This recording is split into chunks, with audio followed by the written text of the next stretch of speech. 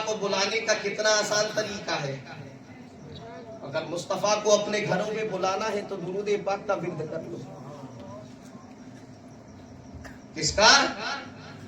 दुरूद पाक का विर्द कर लो। जलसे में हम दुरूद पाक क्यों पढ़ते हैं? मदरसे और मस्जिदों में दुरूद पाक क्यों पढ़ते हैं? कि मुस्तफा की जलवागरी होती है और ये नबी की महफिल पाक है। तुम अपने घरों में मुस्तफा को बुला लो, दुरूद का विर्द कर लो। अब तो कुरान पाक की तिलावत सिर्फ मदरसों में ही रह गई है, घरों में है ही नहीं। जब नबी इस रूए जमीन पर नहीं आए थे तो इबादत की खास जगह मुसल्लत थी। उसके अलावा दूसरी जगह पर नमाजें अदा नहीं की जाती थी। सिर्फ और सिर्फ मस्जिदों में ही अदा की जाती थी। जब नबी आ गए तो पूरी रूए जमीन को मुसल्ला बना दिया। पूरी रूए जमीन को मुसल्ला बना दिया। अब चाहे जहां चाहो इबादत कर लो, अब जहां चाहे सजदा कर लो, जहां चाहो खुदा की बंदगी कर लो। अपने घरों को वीरान मत बनाओ। अगर अपने घरों को मस्जिद बनाना है तो अपने घर की तमाम बहनों से कह दो अब तुम्हें बेपर्दगी घूमने की जरूरत नहीं है। अल्लाह ने रूए जमीन को मुसल्ला बना दिया है, हमारे लिए मस्जिद बना दी है। तुम अपने घरों को अपने घरों को मस्जिदें बना दो। लेकिन आज हमारी माँ बहनों को जाने क्या हो गया है, नमाजों से बड़ी दूर बात की चली जाए। मेले और ठेलों की बात आए सबसे आगे यही मिलेंगी। बताओ सबसे अच्छी पाक पवित्र जगह जहां गुनाह नहीं होता, खता नहीं होती, पाप नहीं होता, बताओ कौन सी है? बोलो, अरे तुम ही बताई दो कौन सी जगह है। ये इसको लिख के बता दो क्या है ये। सब बोलो क्या है?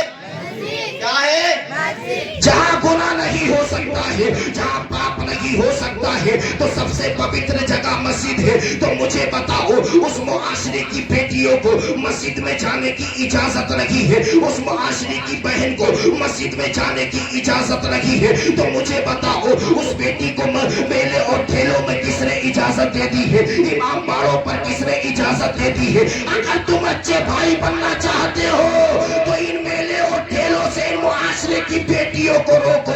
अगर जरूरत पड़े तो तब इनको लेकर चला जाना।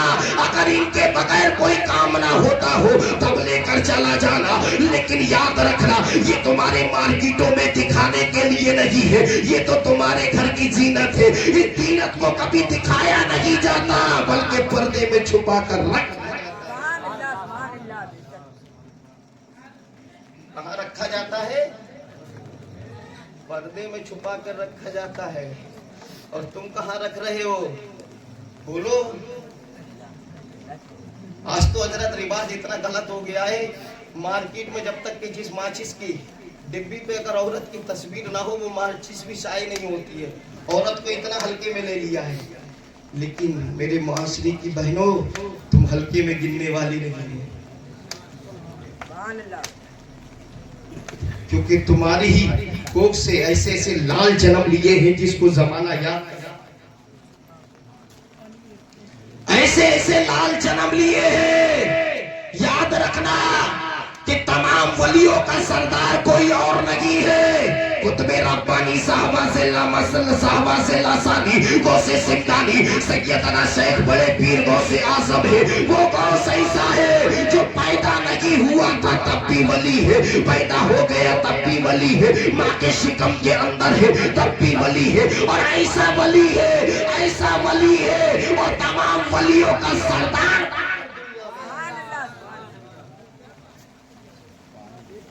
सारे वलियों का सरदार बनकर इस रूए जमीन पर आया है।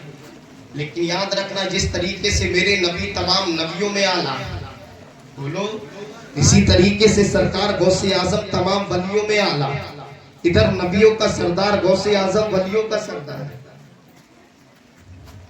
गौसे आजम वलियों का सरदार। लेकिन याद रखना जितने वली इस रूए जमीन पर आए हैं सारे वली अपने मकाम पर आला है, सारे वली आला है और अपने मकाम पर बुलंदी वाला है।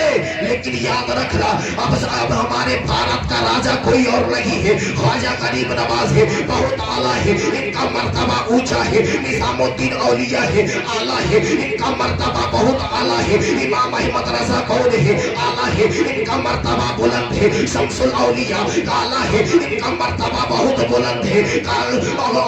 और हजरत अमीर हमजा है, इनका मर्तबा आला है, इनका मर्तबा बहुत बुलंद है। जितने वली इस रूए जमीन पर आए हैं सारे के सारे आला है और इनका मर्तबा इतना ऊंचा है। लेकिन मैंने कहा मेरे इमाम अहमद रजा तो ही बता दे, जितने वली आए हैं सब आला है, जितने औलिया आए हैं सब आला है, जितने वली आए हैं सब आला है, इनका मर्तबा भी बुलंद है। लेकिन गौस को क्या कहोगे, गौसे आजम को क्या कहोगे? तो इमाम अहमद रजा है अपनी जुबान में बोलते हैं, वहाँ का मर्तबा है गौस है वाला तेरा, वहाँ का मर्तबा है गौस है वाला तेरा। ऊंचे ऊंचों के सरों से है कदम, ऊंचे ऊंचों के सरों से है कदम आला तेरा, आला तेरा। गौसे आजम वो है जो तमाम वलियों के बुलंदियों से आला उनका कदम। और याद रखना वही वली होता है कि जिसके सर पर सरकार गौसे आजम का कदम होता है। जिस तरीके से मेरे नबी तमाम नबियों में अरफा वाला, इसी तरीके से सरकार गौसे आजम तमाम वलियों में आला। बोलो ना, बोलकर सुनो, कम से कम ये तो पता चले कि जब फरिश्ते खुदा की दयारे मोहब्बत में जाए ऐसा महसूस ना हो कि मिंबर रसूल वाले ही तकरीर करते हैं, ये भी पता चले कि नीचे बैठकर सुनने वाले भी तकरीर, नीचे बैठकर सुनने वाले भी तकरीर करते हैं। लेकिन याद रखना, जिस तरीके से मेरे नबी इस रूए जमीन पर नहीं आए थे तो आदम गवाही दे रहे थे कि आखिरी नबी आने वाला है, नो गवाही दे रहे थे आखिरी नबी आने वाला है, शीश गवाही दे रहे थे आखिरी नबी आने वाला है, जकरिया गवाही दे रहे थे आखिरी नबी आने वाला है, ईसा गवाही दे रहे थे आखिरी नबी आने वाला है, इब्राहिम गवाही दे रहे थे आखिरी नबी आने वाला है, इस्माइल गवाही दे रहे थे आखिरी नबी आने वाला है, हुद गवाही दे रहे थे आखिरी नबी आने वाला है। 1,24,000 कम 20 पैगंबर इस रूए जमीन पर है, मुस्तफा की आमद का प्रचार कर रहे हैं, मुस्तफा की आमद का चर्चा कर रहे हैं। लेकिन याद रखना, इसी तरीके से सरकार गौसे आजम आए नहीं है, आसमान गवाही दे रहा है वलियों का सरदार आ रहा है, सूरज गवाही दे रहा है वलियों का सरदार आ रहा है। रूए जमीन पर जितने भी उनसे पहले वली आए हैं सबों ने आपकी विलायत का, वो आपकी आमद के चर्चे किए हैं। तुमको मालूम नहीं है उसी बगदादी वो अल्लाह की सरजमीन पर सरकार गौसे आजम पैदा नहीं हुए, उनसे पहले एक वली है जिनको हजरत जुनैद बगदादी के नाम से याद किया जाता है। यही हजरत जुनैद बगदादी है, वही बगदादी वो अल्लाह की सरजमीन पर है। एक मर्तबा कहीं जलसे में जा रहे थे और जाने के बाद आप मिंबर रसूल पर बैठे हैं, कुर्सी खिताबत पर जब विराजमान हुए हैं, खिताब करते करते अचानक बोलते हैं, ऐ मेरे चाहने वालों, ऐ मेरे मानने वालों, ऐ मुझ पर मेरे मुरीदों, तुम पर मेरा साया जरूर है, लेकिन इस बात की शहादत तुम्हें देना पड़ेगी। मेरा करम तुम पर जरूर है लेकिन इस बात की शहादत तुम्हें देना होगी। मैं अपनी गर्दन को झुका रहा हूँ और ये ऐलान कर रहा हूँ, मेरी गर्दन पर सरकार गौसे आजम का कदम है, मेरी गर्दन पर अब्दुल कादिर का कदम है। जब महफिल खत्म हो गई, महफिल बर्खास्त हो गई, जब महफिल खत्म हो गई, दुआ खानी भी हो गई, फातिहा खानी भी हो गई, जब महफिल बर्खास्त हो गई तो आपने मुरीदों ने सरकार गौसे आजम के चरणों को पकड़ लिया है और सरकार हजरत जुनैद बगदादी के चरणों को पकड़ लिया है और पकड़ने के बाद कहा है मेरे पीरो मुर्शिद, बताइए ना वो कौन सा ऐसा खुशनसीब इंसान है जिसके चरण आपके सर पर होंगे, वो कौन सा ऐसा खुशनसीब बच्चा है कि जिसके पैर आपके सर और आंखों पर होंगे। तो हजरत जुनैद बगदादी कहते हैं, ऐ मेरे चाहने वालों, इसी शहर जिलान के अंदर एक बच्चा जन्म लेगा जो 200 साल के बाद जन्म लेगा और यही बच्चा वादे मोहल्ला की जामा मस्जिद के अंदर ये ऐलान करेगा, कदम हाज़िही अला रकाबती कुल्ली वलीइल्लाह, मेरा कदम तमाम वलियों की गर्दनों पर है। ऐ मेरे चाहने वालों, मेरी जिंदगी का भरोसा नहीं है कि मैं 200 साल जीऊंगा या नहीं जीऊंगा, इसीलिए आज ही से मैं अपनी गर्दन को झुका देता हूँ। तो बरेली के ताजदार की नजर जब इस रामायत पर पड़ी है तो बरेली का ताजदार पुकार कर कहता है, जो वली कब्ल थे या बाद हुए या होंगे, जो वली कब्ल थे या बाद हुए या होंगे, सब अदब रखते हैं दिल में मेरे आका तेरा, सब अदब रखते हैं दिल में मेरे सब अदब रखते हैं दिल में मेरे आका तेरा। ये सरकार जिनकी शान बड़ी बुलंद है, जिनका मर्तबा इतना बुलंद है, सरकार गौसे आजम से पहले की ये वली है, पैदा होने के बाद तो उन सबों ने चर्चा किया ही है, हम भी किए, उनके बाद जितने वली आए सबों ने किए, बोलो। लेकिन हुजूर इमाम अहमद रजा का लाडला, जिसको जमाना हुजूर मुफ्ती आजम हिंद के नाम से याद करता है, वही मुस्तफा रजा खान बरेली की धरती से पुकार कर कहता है, मेरे आका सरकार गौसे आजम, ये दिल ये जिगर है, ये आंखें ये सर है, ये दिल ये जिगर है, ये आंखें ये सर है, जहां चाहो रखो कदम, जहां चाहो रखो कदम गौसे आजम। ये मेरी सरकार गौसे आजम की शान। सरकार गौसे आजम है 4 साल के, कितने 4 साल की उम्र हो गई। एक दिन मैदान में खेल रहे थे, हमारे भी बच्चे 4 साल के खेलते हैं, 4 साल के बच्चे हमारे भी खेलते हैं, लेकिन सरकार गौसे आजम जब खेल रहे होंगे वो मंजर कितना निराला होगा, वो मंजर कितना सुहाना होगा। आज हमारे बच्चे खेलते हैं, 4 साल के बच्चे, न बाप को शर्म आती है न माँ को शर्म आती है। ये छोटा सा अभी पौधा है, अगर ये तनावर हो गया, लंबा हो गया, बड़ा हो गया तो इसको काटना मुश्किल हो जाएगा। बोलते ये खेलने की उम्र है, लेकिन वो बचपन से 55 का हो जाता है, उसकी खेलने की आदत नहीं छूटती, क्योंकि अभी से इसको संभालना है। क्या करना है? अभी से संभालना है।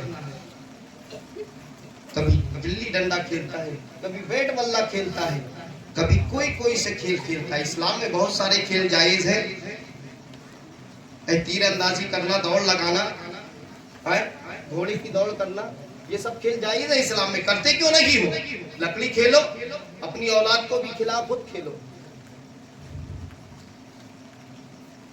तो ये गिल्ली और बल्ला ये कहां से? लेकिन जब मेरा गौस खेल रहा होगा तो याद रखना धरती भी नाश कर रही होगी। मेरे कलेजे पर कोई और नहीं खेल रहा है, वलियों का सरदार खेल रहा है, और सूरज भी अंगड़ाइयां ले रहा होगा, अपनी समाओं को जला जला कर, अपनी समाओं की किरणों को बिखेर कर कह रहा होगा कि मेरी रोशनी में खेलने वाला कोई और नहीं है, अब्दुल कादिर जिलानी है। अब आसमान भी अपने नाश कर रहा होगा, मेरे साए तले कोई और नहीं खेल रहा है, वलियों का सरदार खेल रहा है। अब अंदाजा लगा लीजिए, वही सरकार गौसे आजम खेल रहे हैं, बच्चों के साथ में खेल रहे हैं, लेकिन तुम्हारी तरह नहीं खेल रहे हैं, तुम्हारी औलादों की तरह नहीं खेल रहे हैं। लेकिन जब गौसे आजम खेल रहे हैं, उनके खेलने का अंदाज कितना निराला है। सरकार गौसे आजम है, एक सदा लगा रहे हैं, ला इलाहा इल्लल्लाह, ला इलाहा इल्लल्लाह। तुम भी बोलो ला इलाहा इल्लल्लाह, ला इलाहा इल्लल्लाह। सारे बच्चे एक सदा लगा रहे हैं,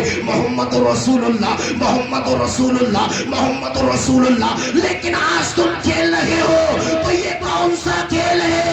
ये दुनियावी खेल है। अगर सरकार गौसे आजम खेल रहे हैं तो अल्लाह की हम्द कहकर खेल रहे हैं, नबी का कलमा पढ़कर खेल रहे हैं। लेकिन आज हमारे बच्चे खेलते हैं तो याद रखना वो कौन सा खेल होता है। कभी भोजपुरी गाने वाला खेल होता है, तो कभी हिंदी गाने वाला खेल होता है, कोई सा गाने वाला खेल होता है। लेकिन कुर्बान जाओ सरकार गौसे आजम पर। जब सरकार गौसे आजम जब गलियों में चलते हैं तो माए अपने लालों को कलेजे से लगाकर अपने लालों से कहती है, ऐ लालो अगर चलने का तरीका सीखना है तो गौसे आजम से सीख लो, अगर बोलने का तरीका सीखना है गौसे आजम से सीख लो, अगर इनके देखने का अंदाज देखना है तो गौसे आजम से सीख लो। क्योंकि जब सरकार गौसे आजम चलते हैं तो इनके चलने का अंदाज अलग है, इनके चलने का बोलने का अंदाज भी बड़ा निराला है, इनकी जुल्फे भी लाजवाब है, इनकी आंखें भी लाजवाब है, इनका चेहरा भी लाजवाब है। इनके चलने की तरह कोई चलता नहीं है, इनके बोलने की तरह कोई बोलता नहीं है। यही सरकारे गौसे आजम है। जब चलते हैं तो नारे तकबीर, नारे रिसालत, नारे रिसालत, मसलके आला हजरत, उलमा अहले सुन्नत, नारे तकबीर, नारे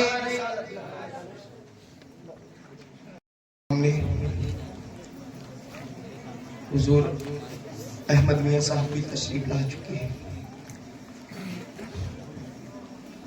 मेरे बाद हजरत का एक मुकम्मल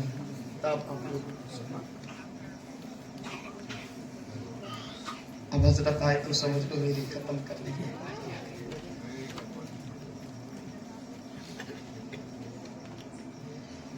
क्योंकि जान रहे ना सरकार गौसे आजम जिलानी की है, लेकिन सरकार गौसे आजम 4 साल के, कितने साल के हैं? 4 साल के हैं। लेकिन आपके वालिद मोहतरम हजरत अबू साले जंगी दोस्त रहमतुल्लाह अलैह आपकी बिस्मिल्लाह खानी कराने के लिए लेकर गए। क्या कराने के लिए? बिस्मिल्लाह खानी। वाकया बड़े लंबे, लेकिन शॉर्टकट में एक नसीहत आमेज गुफ्तगू ले। वाकया बयान करना मकसद नहीं है, वाकया आप बहुत सुनो होगे और सुन रहे हो और क़यामत तक सुनते रहोगे। लेकिन सरकार गौसे आजम की बिस्मिल्लाह खानी वक्त के बहुत बड़े शेख की बारगाह में आपके वालिद मोहतरम लेकर गए और तमाम इलाके के वासियों को दावत दी कि आज मेरे लाल की बिस्मिल्लाह खानी है। आज हमारे बच्चे हजरत कम मदरसा जाते हैं, कम मदरसे से वापस आ जाते, पता ही नहीं चलता। लेकिन अगर वही बच्चे जब थोड़े से बड़े हो जाते हैं, 10 साल या 11 साल के हो जाते हैं, तो कहते हैं हमारे बच्चे बहुत बड़े हुए, मदरसा बंद कर देते हैं भेजना। कहते नहीं, इसको नहीं भेजना है, बड़ा हो गया है। लेकिन उस स्कूल और यूनिवर्सिटी में भेजने के लिए तुम्हें कुछ लाज नहीं आती है, लेकिन मदरसों में भेजने के लिए शर्म हया आती है। और कहते हैं हमारे बच्चे को ढंग से पढ़ाया ही नहीं है। क्या बोलते हैं? हमारे बच्चे को ढंग से पढ़ाया नहीं है, मौलवी की कमी है। अगर स्कूल में पेश हो जाए, फेल हो जाए, तो कोई ये नहीं कहता कि मास्टर की कमी है। और मेरे नबी ने आज से 1400 साल पहले बता दिया कि सबसे बड़ी यूनिवर्सिटी औलाद के लिए माँ बाप की गोद होती है। क्या होती है? माँ बाप की गोद होती है। और जब जिस यूनिवर्सिटी से वो फेल हो गया तो कयामत तक वो फेल हो गया। अब इस यूनिवर्सिटी से फेल हो गया बोलो तो कयामत तक पास होगा? तो कभी नहीं हो सकता। लेकिन कुर्बान जाओ अजमत गौस पर, मैं बता रहा हूँ सरकार गौसे आजम की बिस्मिल्लाह खानी कराने के लिए जब लेकर गए आपके वालिद मोहतरम, तो उस इलाके का कोई इंसान और कोई औरत बाकी नहीं थी जो अपने लालों की कलाई को पकड़कर मदरसे में ना लेके आ गई।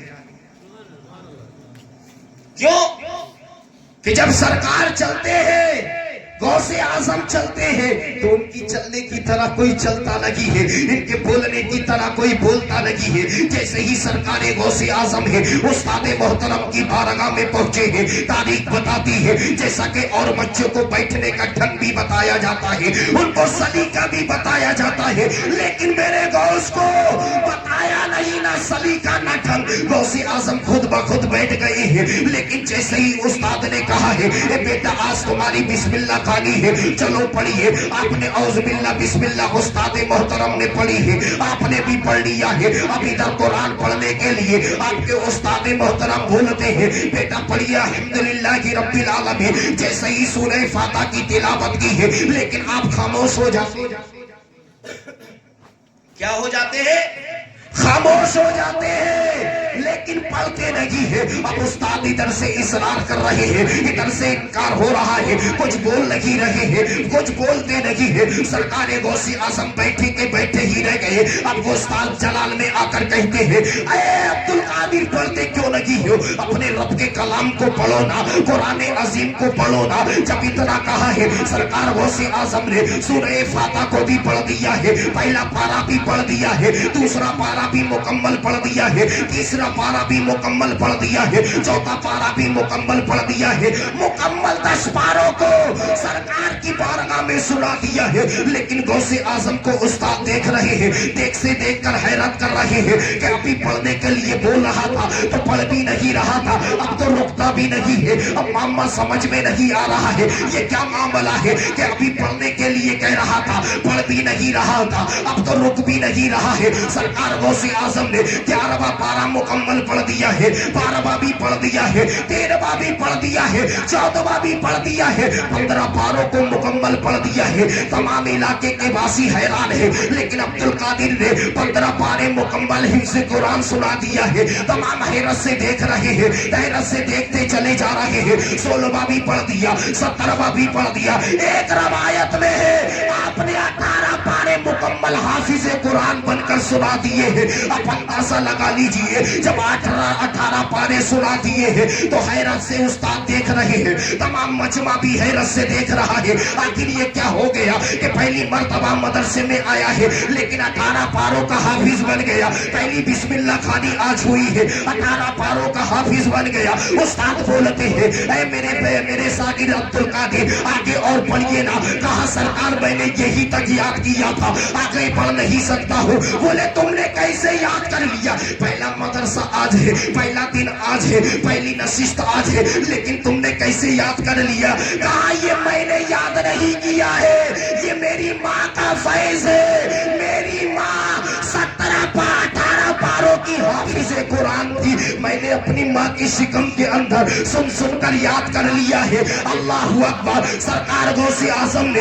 अपनी माँ के पेट के अंदर 18 पारों को हाफिज कुरान बन गए हैं। तो लेकिन मुझे बताओ, सरकार गौसे आजम ने जब 18 पारों के हाफिज कुरान बन गए, ये कहां से बने हैं? ये माँ ही के तो गोद से बने हैं। लेकिन याद रखना, यही माँ अगर हाफिज कुरान होती है तो बेटा हाफिज कुरान पैदा होता है, लेकिन यही माँ तहज्जुद गुजार होती है तो बेटा कोई और नहीं होता है, मुजद्दिद अल्फसानी होता है। अगर यही माँ रात को मुस्तफा की लोरियां सुनाकर जब वो अपने लालों को सुनाती है तो बरेली का इमाम अहमद रजा पैदा होता है। अब अंदाजा लगा लीजिए, आज हमारी माँ बहनें जब अपने लाल को शिकम के अंदर परवान चढ़ाती है तो कहीं मोबाइल देखकर परवान चढ़ाती है, कभी सीरियल देखकर परवान चढ़ाती है, कभी गाने बजाकर परवान चढ़ाती है। तो जब आने वाला बच्चा आता है तो वो 2 महीने का हो चाहे वो 4 महीने का हो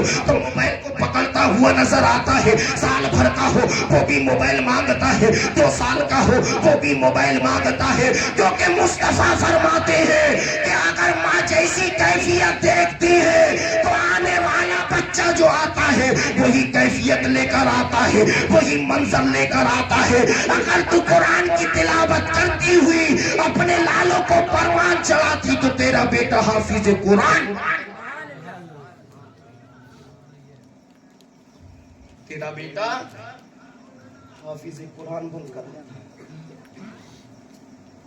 लेकिन आज कहाँ माँ है जो अपने लालों को कुरान पढ़कर परवान चढ़ा दे? कोई माँ ऐसी नहीं है। हजरत अब तो इतने बड़े बड़े मोबाइल दे दिए, इतने बड़े बड़े। मुझे देखो, सबसे हसीन मैं हूँ, मसला हजरत से पूछ लेना। जब हजरत बिलाल हब्स के रहने वाले जब काले थे, मस्जिद नबवी में मुस्तफा के पीछे अजान देते थे और नमाजें पढ़ते थे तो खूबसूरत नजर आती थी। ये मेरा यकीन है, जब तक कि मैं जिक्र मुस्तफा करता रहूंगा खूबसूरत नजर। कितने बड़े बड़े मोबाइल बोलो, इतने बड़े बड़े हजरत, इतने बड़े बड़े मोबाइल हैं। अब तो इतने बड़े बड़े माचिस वाले खत्म हो गए।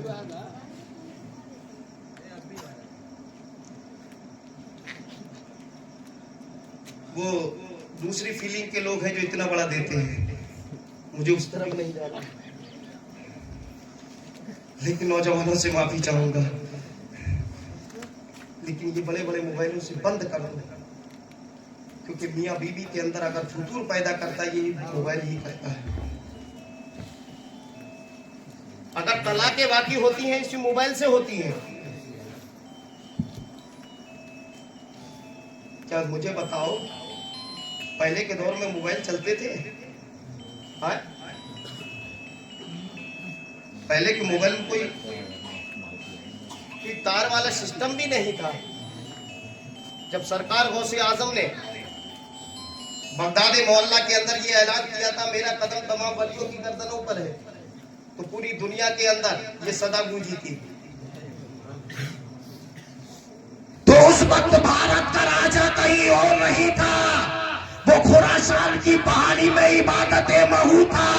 तो सरकार गरीब नवाज ने वहीं पर अपनी गर्दन को झुकाकर कहा था, एक गौसे आजम रखिए ना, एक गौसे आजम इस सर पे रखिए ना, इस सर पर रखिए ना, जहां चाहे आपका कदम रखिए ना, जहां मन कहे वहां रखो ना।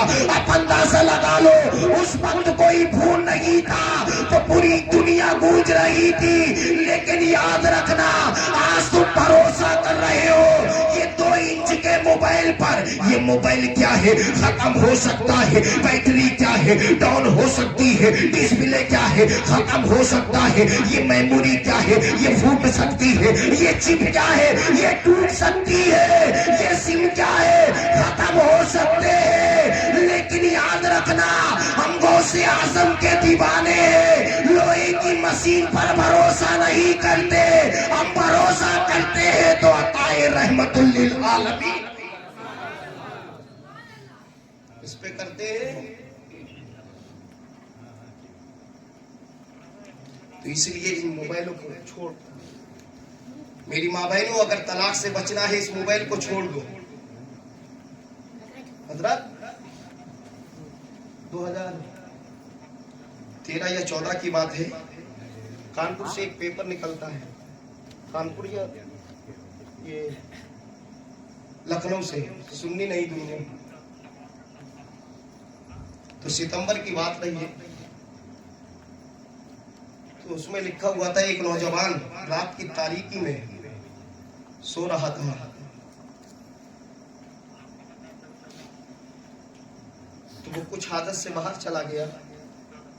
कई घंटे बीत गए, तो रात में उसकी शरीके हयात ने, उसकी बीवी ने चार्जिंग पे मोबाइल लिया, मोबाइल लेकर शौहर के सिरहाने रख दिया तकिए पे। जैसे ही वो रात की तारीकी में वो आया, घर के अंदर घुसा, बीवी तो उसकी बेहोश होकर सो ही रही थी, नींद में मशगूल रही है। तो अचानक जैसे ही उसने देखा मोबाइल की, अचानक लाइट जली। क्या जली? लाइट जली। उस समय तो बड़का मोबाइल चल ही नहीं रहे थे ज्यादा, तो वही छुटका वाले चल रहे थे, इतने बड़े बड़े छोटे छोटे मोबाइल सादा। तो अचानक जब लाइट जली है तो उसने पढ़कर देखा, तो उसमें लिखा हुआ था ब्यूटीफुल। क्या लिखा हुआ था? ब्यूटीफुल लिखा हुआ था। अरे बाप रे, जब रात में 1:30-2 बजे जब मैसेज आवे तो समझ लो कि शौहर का दिमाग क्या करेगा। समझ के, तुम्हारे जैसा होता तो तलवार निकाल के कत्ल कर देता। अंदर गया है कोने में, एक लाठी को निकालता है और निकालने के बाद बीबी चारपाई पर सो रही है। ले लाठी दे लाठी, ले लाठी दे लाठी, मारता चला जा रहा है। लेकिन वो मजलूम है, सस्कियां लेकर कहती है, मेरे सरताज तू क्यों मार रहा है? मेरी खता क्या है, खता बता दे। मेरी कौन सी ऐसी गलती है, गलती बता दे। लेकिन वो जालिम है, मारता चला जा रहा है। लेकिन उस मजलूम पर कोई रहम नहीं आया। अचानक कुछ देर के बाद जब तरस आया है, कहता है मेरे सरीके, मेरे सरदार, ये तो बता दे मेरी कौन सी गलती थी। वो मजलूम भीख मांग रही है, मेरी गलती बता दे, मेरा कसूर बता दे, आखिर मेरा कौन सा कसूर है? बोले बताओ कि मेरी आड़ में तू किससे ताल्लुक रख रही है? ये रात के 1:30 बजे तुझे मां मैसेज कर रहा है, तेरे हाल चाल पूछ रहा है, कहीं ब्यूटीफुल लिख रहा है, कहीं ब्यूटी लाइक करके भेज रहा है। ये मामा समझ में नहीं आ रहा है किससे तेरा राब्ता है। अल्लाह अकबर, किससे तेरा राब्ता है? तो वो मजलूम सस्किया लेकर कहती है, सरताज अगर मोबाइल मेरे हाथ में दे दे, मुझे दिखा दे तो मैं उसको देखूं। तो जैसे ही मजलूम खातून ने उस मोबाइल को लिया है, जैसे ही बटन दबाया है तो उसमें ब्यूटीफुल नहीं लिखा था बल्कि बैटरी फुल लिखा हुआ। क्या लिखा हुआ था? बैटरी फुल लिखा हुआ था। आज तुम्हें याद रखना, ये तुम्हारे मोबाइल की जरूरत नहीं है, ये तुम्हारे आज तुम मोबाइल चला रहे हो इसकी तुम्हें जरूरत नहीं है। आज तुम्हें जरूरत है तो तुम्हें कलम की जरूरत है। अगर ये तुम्हारे हाथ में कलम होगा तभी तो दुनिया के अंदर फतेह और कामरानी का झंडा लहरा सकते हो, क्योंकि आने वाला दौर इतना भयानक दौर आएगा, ना तोप से जीत पाओगे ना तलवार से जीत पाओगे। जिसकी औलाद के हाथ में कलम होगा वही फतेह का झंडा लहरा। इसलिए अपनी औलादों को पढ़ाओ। गैर कौमें इतनी तलकीन दे रही है कि अपनी औलादों को पढ़ाओ, लेकिन ये इतनी गैरत कौम है कि जो पढ़ाने पर आमदा नहीं है। कहते हमारे बेटे डॉक्टर नहीं बनेंगे। कौन कहता है? पहले हौसला तो रखो ही है। तुम अंगूठे छाप रहोगे, औलाद को भी रखोगे, कम से कम अपना फ्यूचर देख के तो अपनी औलाद के नसब को कि हम कुछ ना दुनिया में रहकर किए, कम से कम हमारी औलादें कर ले, हमारी औलादें कर ले। ये मोबाइल क्या है? ये तुमको तलाके करा देगा। मोबाइलों को बंद कर दो, क्योंकि बताओ मोबाइल की क्या जरूरत है इनके पास? बिजली इनके पास नहीं है, कारोबार इनके पास नहीं है, फैक्ट्रियां इनके पास नहीं है, तो फिर इनको मोबाइल की क्या जरूरत है? मोबाइल की क्या जरूरत है? अगर अच्छी बाई बनना चाहते हो तो इन बहनों के हाथ से मोबाइल छीनो। अच्छी बाप बनना चाहते हो तो इन बेटियों के हाथ से मोबाइल छीनो और इनके हाथों में कुरान दे दो। जब कुरान दे दोगे तो इन्हें तहजीब व तमद्दुन सलाम करता नजर आएगा। और जिस घर से जाएंगी, घर से निकलेंगी, अपने ससुराल जाएंगी तो जमाना यही कहेगा कि फलाने की बेटी जा रही है, लेकिन मसीहत पुकार कर कहेगी सैयदा फातिमा की करीब। वक्त नहीं है गुफ्तगू का, बस यही समझ लो। परवरदिगार आलम कुरान मुकद्दस के अंदर इरशाद फरमाता है, या अय्युहल्लज़ीना आमनु तक़ुल्लाह व कूनू मअस-सादिक़ीन। ऐ ईमान वालों, अल्लाह से डरो और सच्चों के साथ। लेकिन सच्चे कौन है? बोलो, सच्चे कौन है? मेरे मुस्तफा सच्चे हैं, तमाम अंबिया किराम सच्चे हैं, मुस्तफा के तमाम सहाबा सच्चे हैं, ताबीइन सच्चे हैं, ताबीइन सच्चे हैं, तमाम औलिया किराम सच्चे हैं।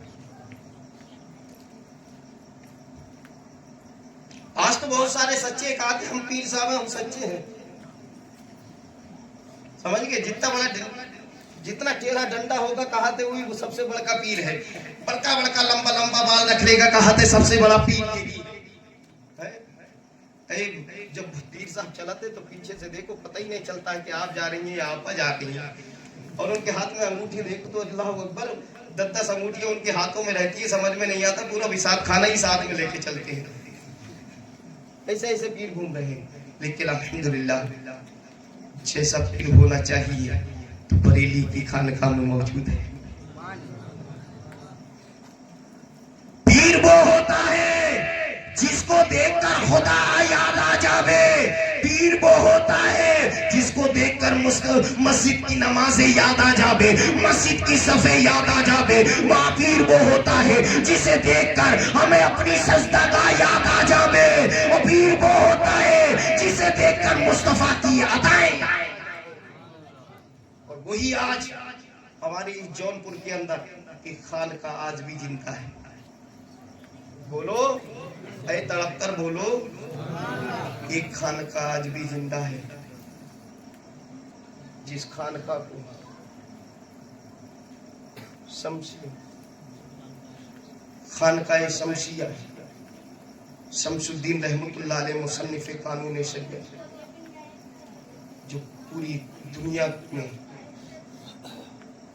जिससे सलीका जिंदगी हम लेते हैं, जो मुस्तफ़ा की शरीयत को अपने सीनों में महफूज करते हैं, उसी रहल पर रखकर पढ़ने वाली किताब का मुसन्निफ वो बरेली शरीफ में आराम नहीं कर रहा है, इसी जौनपुर में आराम कर रहा है।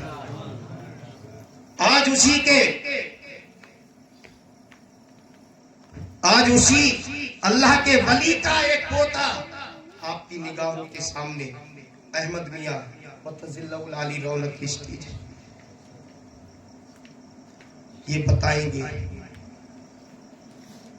आज वही बरेलवियत की वही शान और अबान लेकर आज जो आप लोगों के दरमियान आया है, वो अहमद मियां आपकी निगाहों के सामने है। शहजादा शमसुल औलिया मुफ्ती इशामुद्दीन साहब के साहबजादे अहमद मियां साहब रौनक के स्टेज है, आप इनकी जियारत कीजिए।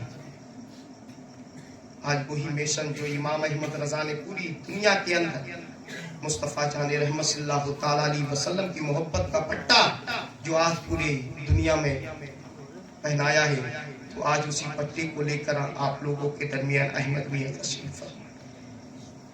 यही लोग वो सच्चे हैं। ये तो बहुत सारे टेढ़े मेढ़े घूम रहे हैं, कोई चप्पल सा है, कोई जूते सा है, कोई ये सा है, कोई वो सा है। ये इमाम अहमद रजा खान फाजिल बरेलवी के दीवाने आज बैठे हुए, क्योंकि इमाम अहमद रजा वो इमाम अहमद रजा है जिसने हमारी दिलों के अंदर मोहब्बत रसूल की शमा जो जलाई है, रोशन की है, वो कोई और नहीं है, बरेली का ताजदार। आज हम इमाम अहमद रजा को क्यों याद करते हैं? याद रखना, इमाम अहमद रजा वो है कि जिसने हक और सदाकत की बुलंदियां हमको दिखाई है। इमाम अहमद रजा वो है जिसने शरीयत मुस्तफा पर चलने का शऊर बताया है।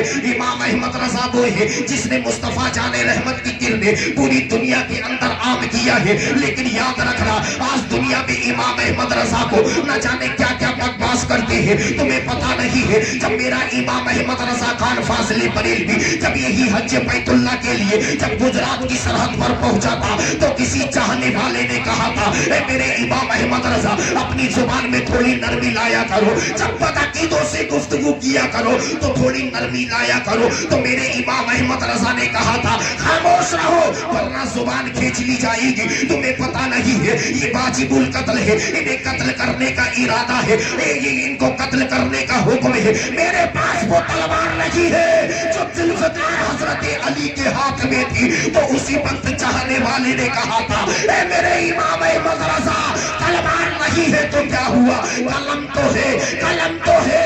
तो यही वजह है जो काम अली ने अपनी जुल्फ़िकार से लिया था, वही काम इमाम अहमद रजा ने अपने कलम